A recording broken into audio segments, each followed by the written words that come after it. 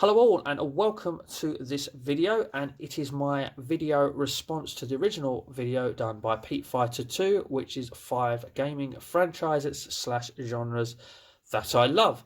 So there's going to be no beating around the bush here. I'm absolutely going to open with my favourite franchise of all time, because if you see my videos I mention it enough, or if you know me well enough, you know that Gears of War is my favourite franchise of all time. I love it to bits. Literally, if I pick up one of these games, I can play it for hours and on end, uninterrupted, with no problem at all there. And to me, what is there not to love about this franchise? I mean, it has a great storyline, it has great mechanics, it has great weapons. I mean, who doesn't love the Lancer? A chainsaw on a gun, I mean, come on, that is just awesome. Obviously, the executions that you can pull off in this game, some of them are very imaginative. As I say, the storyline is amazing. It's a real emotional roller coaster. I got so invested in it. Once I finished one game, it was on to the next sort of thing, or waiting for the next, please hurry up. But what a game, what a franchise. And of course, the cover-based shooter, it wasn't the first, but it was the one that kind of perfected it or really made it mainstream. And one thing that flatters me about this franchise, that makes me feel a little bit warm inside that people refer to it like this, is when a franchise is referred to in such a manner, it's obviously had an impact on gaming. And when anyone ever talks about a cover-based shooter or a game that has cover-based shooter element in it, they always say, like Gears of War. That means a lot to me as well. It means a lot to me, so much. It really does. So that is the original trilogy. Obviously, I want to collect everything to do with this game. Absolutely everything. So I'm going for box variants specifically for this franchise as well. So box variants like Classics and box variants like Game of the Year Edition. Obviously, there is plenty more out there for me to still grab as well. And of course, we don't just have the original trilogy. We do have Judgment. I mean, it's a bit of a maligned game when it comes to the Gears of War, but I still don't think it's a bad game. I think they made a real error in changing some of the buttons, so the button mapping is a little bit different from every other Gears game, and that is really frustrating because I'd find myself randomly throwing a frag when all I was trying to do is see where everybody was. Just because I'm just so used to the Gears game button setup, basically. But it introduced new elements, and it wasn't a bad game, to be honest with you. It's just not the best when it comes to the franchise, But talking about modes within the game, I have to bring back this one forwards a little bit just for a second, because obviously the original didn't have it, but Gears of War 2 introduced Horde mode. Gears of War 3 brought it on, and then of course we also have Gears of War 4, which for me advanced it even further, and it is the mode that I really put silly amount of hours into. It is just the best mode ever. I love it so much. I'm not into online competitive. I love online co-op, and to love this mode, which is an online co-op as well, just literally pumped hours into it. If you go into my Xbox Live profile, search for this game, go into the stats, you will see I put over 1,000 hours into this. And to me, I didn't waste a single one of them. Absolutely love it. Really do. It was the best thing they ever did in Gears, to be honest with you. So, yes, I love the Gears of War franchise. No big surprise there. I still have one more thing to show you to do with this game. Like I was saying, I am collecting box variants. We are going to have to make a little bit of room for them, so bear with me, because I'm not just collecting box variants in the regular sense. There's also the limited edition. So we have the limited edition of Gears 1, we have the limited edition of Gears 2, and the reason why I'm leaving a bit of a space in the middle is because the biggie, literally in size, is the Gears of War 3 one. So I just want everything to do with Gears when it comes to game versions. So we have the limited edition. So this one is actually the Japanese version here. Yet to find a Power English version that has this sleeve. That sleeve is always missing, so that is on my hit list. You never know, might turn up the gaming market in July, hopefully. So ladies and gentlemen, a no-brainer for my favourite franchise of all time. I should have really said the favourite till last, but it's no big secret, so I did it first. Favourite franchise of all time, entry number 1 into this video, Gears of War. So for entry number 2 into this video response that I'm doing, I'm going to have to nip over to my Xbox 360, so join me there. So welcome to my Xbox 360, and a place where I can show you entry number 2 into the gaming franchises slash genres that I love. Now the reason that we're here is the only place I own these is digitally and on my 360, and as you'll see, one in the middle there is highlighted. Now my second choice, it's not just side-scrolling beat-em-ups. I mean, I do love side-scrolling beat-em-ups. All the two-player ones are absolutely awesome. You know, Streets of Rage, Final Fight, and so on. But my second choice is actually the four-player side-scrolling beat-em-ups from the arcade. I mean, those cabinets absolutely blew my mind. They are some of the best games ever made as well, in my eyes. And obviously, as a young kid growing up, the arcade a lot of the time was my go-to for gaming. In fact, the arcade scene is what got me into gaming as a kid, and through my later years and then growing up. It's what developed me into wanting to own a console and stuff like that. And when this Teenage Mutant Ninja Turtles game dropped in the arcades and appeared, my mind was absolutely blown. I mean, what gameplay, and for its time as well, the graphics as well was really good. And it's just the fact you could have four people playing as each turtle at the same time. I mean, the amount of times I'd go in there and have my 30p for my one go, and I was a kid, so I didn't have a lot of money then, and I'd be given it by my parents, and I'd see how long I could go with that 30p. And then someone would join along and go, "Hey mate, can I join in with your game?" And you'd be like, yes, this is what it's all about, and also this could prolong my game as well. So there's that side to it as well. But the four-player aspect of this was just absolutely amazing when you had four of you on the go. And of course, it didn't just end with Turtles. I mean, as you'll see above, there was the Simpsons arcade game, arguably the best game that features the Simpsons, and again another four-player side-scrolling beat 'em up in a four-player cabinet. That again just blew my mind when you had four people come and play, and you had Marge, Homer, Bart and Lisa all running around trying to save Maggie at the same time. Again, another great game with just great levels and great gameplay, and just again, gonna say again, the best Simpsons game ever made to this date. And then above that is also another, well, not just four, I mean there were plenty of just four-player cabinets out there, but this one actually had a six-player cabinet that you could come across as well.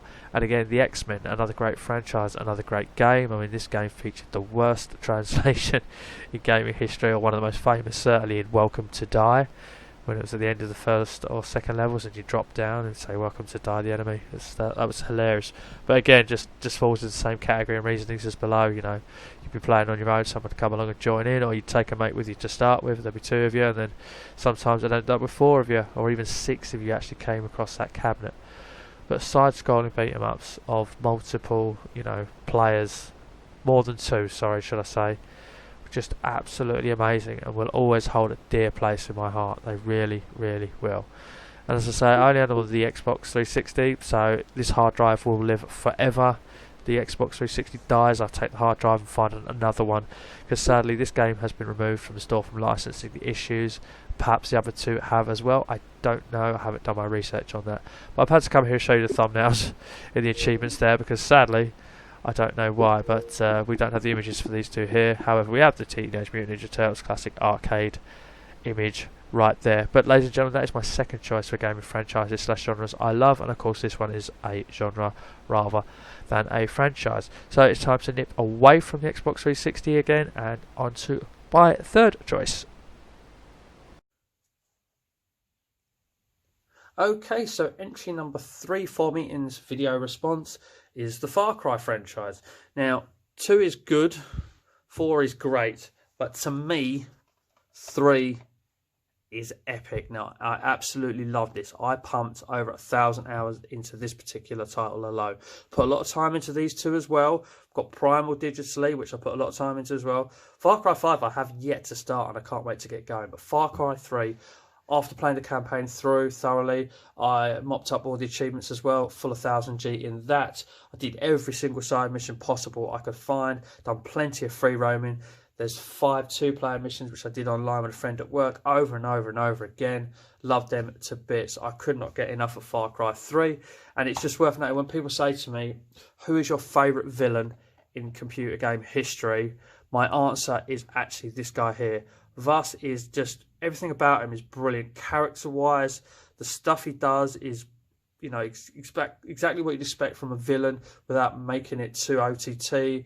Just everything about it, him is just perfect as a villain in my eyes. And of course, he's responsible also for what I call my favourite quote in gaming history as well. And that is when he asks you, do you know what the definition of insanity is, before doing something. No spoilers here, people, but he does something to you straight away afterwards. as well. It's just Far Cry 3 for me, ladies and gentlemen. It's just a franchise that I do believe hasn't been mentioned in any of the other videos I've watched so far, but for me, it's definitely going to be an entry into mine just because of the amount of time I put into all of them, but specifically this bad boy in the middle. What a game it is. So, ladies and gentlemen, so from entry number 3, we are going to move on to entry number 4. Okay, so number 4 needs no real introduction. It is Street Fighter 2. Now, beat 'em ups I love, and if you love beat 'em ups, then as I say, Street Fighter 2 needs no explanation. It shouldn't mean no explanation to anybody who's into gaming. It is just that massive, isn't it? And it's that massive for a reason. It is that good. It is basically the game that sparked off its genre as well. I mean, I didn't even know the original Street Fighter game was a thing until Street Fighter 2 came out and said, yeah, there was an original one. But just everything about this game was perfect. I mean, as I say, the arcade scene was my thing growing up, and when this cabinet popped up, I was in awe of it. And what an amazing roster it's got. The characters were so balanced, you know, each one had their strengths and weaknesses. Each special move could be countered, so, you know, you was always on your toes a little bit, so you was always trying to preempt the next action that the other guy was going to pull. So Blanka was going to do his roll, I'd be ready to fireball that, you know, but at the same time, if someone was about to fireball me, I'd be ready to jump, high kick, low kick, you know, pull off that little basic combo. Just the game was so much fun, and it was nothing like it, you know. It's just, you know, you against one other guy, you beat the guy to progress, you know. A random stranger could come up and challenge you. And the day it came to home consoles, it was just amazing for me. I mean, the Mega Drive was behind the SNES, so I was very jealous of all my Nintendo buddies for ages until the Mega Drive finally got it, because the Mega Drive was my first home console that I owned. But the day that came to that console, I was just like, yeah, I want Street Fighter 2 for my birthday. I then spent my birthday money on an arcade joystick with, you know, 6 buttons, because the Mega Drive controller had 3 buttons, and you had to press start to flip between punches and kicks. And to me, that just made the game a little bit frustrating to me. It's not how it's designed and not how it's meant to be played. So I bought the 6-button joypad. If you got on with it with a 3-button joypad, well done to you people. Honestly, I just couldn't manage it. But I was a kid back then, and also, so I didn't have the dexterity that I have now. But Street Fighter 2 is just, it's just gaming history. You know, it is absolutely phenomenal. I can't get enough of it. It's just one of those games that you can casually go back to every now and again and still have as much fun as you did from day one to me.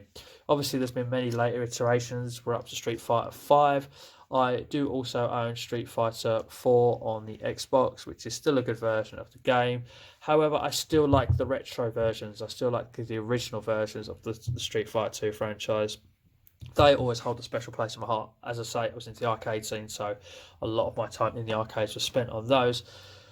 So one of the best releases for me that they ever did recently was this, to put this anniversary collection together, to have 12 games, 12 Street Fighter games on one disc, including the original, which I had never actually ever played until I got this, and it is clunky. It's so hard to pull off a special move. You could see why it nearly got forgotten. So to have Street Fighter 2, the alphas and all that, and 12 fantastic beat 'em up games on one disc, this was day one purchase. I resisted downloading it digitally so I could play it at the stroke of midnight on its release. I actually waited till the morning. I went to my local game store and purchased it. As I say, Street Fighter 2, a franchise I love, and a franchise I've just put so many hours into. So, ladies and gentlemen, that is 4 of my 5 picks now, and that will just lead me on to number 5. So, my 5th choice and final choice needs no introduction as well. It's this fella here. It's the blue blur. It is Sonic the Hedgehog. Now, when I first got my introduction to console gaming, the first console I actually owned was the Sega Game Gear. I went for a handheld. Yes, I could play it plugged in at home, and yes, I could also play it in the car via the cigarette and using an adapter in there as well, which is my go-to choice because obviously I know this thing gobbles up batteries. My parents were all for it as well because I hated long car journeys. It kept me quiet for them too. It was a win-win all round for everybody. I got a Game Gear, they kept me quiet. And of course, the Game Gear, it came bundled with a car-only copy of this fella here, like I say, Sonic the Hedgehog. And from that moment, I was hooked. I just thought he was amazing. I mean, he was badass. I mean, it's a blue hedgehog that can run so fast, you know, that a hedgehog should never do. And the game was just so much more layered than your average platformer as well. Instead of just running on one level, dodging obstacles, jumping over gaps, and so on, and perhaps going up onto a platform for a moment, you could go up the level, you could go down the level, and you could try and go through the middle if you wanted. There was just so many layers to every level.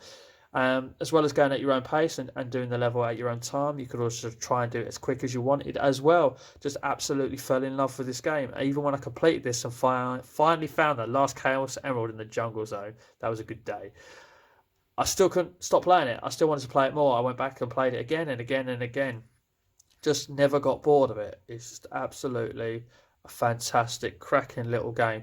And obviously, the Game Gear didn't just stop at Sonic the Hedgehog, like most of the systems that he was on. Let's just move him out the way for a second. They also had a Sonic 2, which was also a great game. And then they had a hidden gem of a game, by the way, in Sonic Chaos, which is probably better than Sonic 2 as well.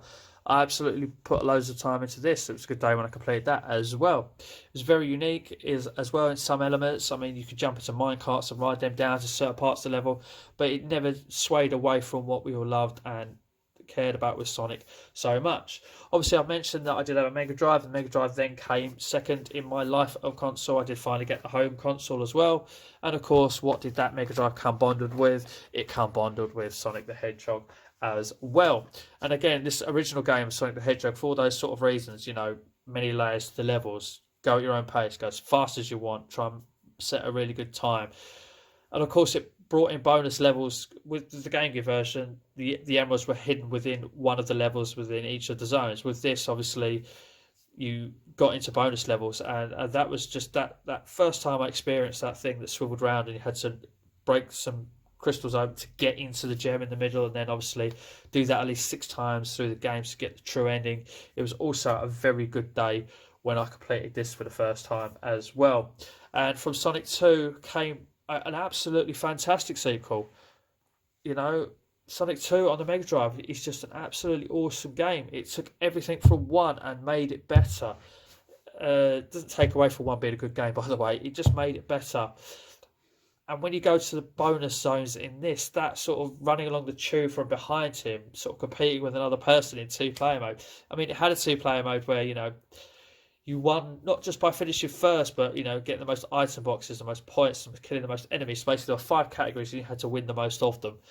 As what a fantastic little element that was as well. So bringing in a 2-op sort of versus mode, and I hate competitive. Basically, it's not online, but I hate competitive play. I'm more of a co-op person. But that, me and my sister spent hours playing that. We just absolutely loved it. But that bonus, it's got to be one of the greatest bonus levels in gaming history. I mean, think of any more, throw those in the comment section below as well.